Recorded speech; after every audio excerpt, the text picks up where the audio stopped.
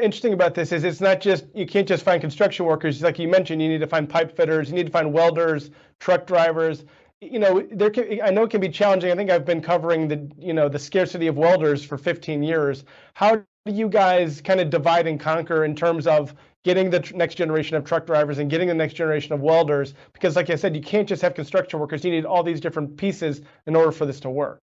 Well, quite honestly, you don't need to. We don't need to find a welder. We need to find people that are interested in the industry of welding or truck driving or whatever the industry might be. And I think we have to open up doors and create pathways and give young people the opportunity for pathways. I think for 20, 30 years in this country, we've really emphasized college for everyone. And I think that in a lot of cases, people went to college, they got their 4-year degree, and then they joined the building trades and they've won a career in the building trades.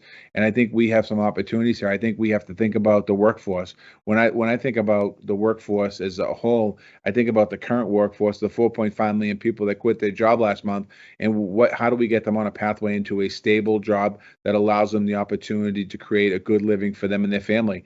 Then I think about kids that are in, juniors and seniors in high school right now, and maybe sophomores. What's their pathway to the future? And these construction jobs that we're talking about, this infrastructure money, is over a 10-year period. So we have real opportunities to get young people into the construction field. We have opportunities to go all across America in our communities of color, in our urban areas and rural areas. And how do we create pathways into those jobs that historically people have been shut out and they haven't gotten into? Getting more women into construction industry, getting more veterans. We just have to continue to work collectively together to show these folks and show folks how to get a pathway into these different careers, whether it's through apprenticeships or pre-apprenticeships. There's opportunities that we have in front of us that we really can. And what we do by that is by creating a good culture of workers in America where people are earning good wages moving forward. So this isn't just simply about filling a gap of shortage of workers. It's also about creating a pathway into the middle class. And historically, construction has been one of those pathways into the middle class.